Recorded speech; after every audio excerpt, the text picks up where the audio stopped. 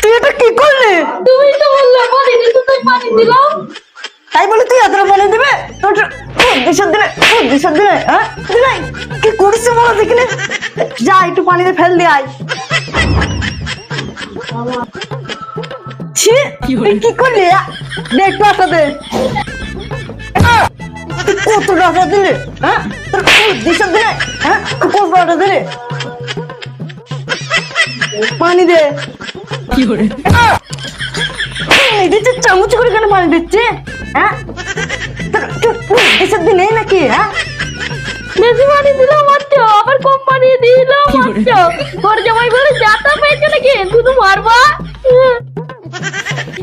বেলা হয়ে গেল, এবারে আটা মাখা। কি করে আমার ঘর যেমন গুছিয়ে পেয়েছে।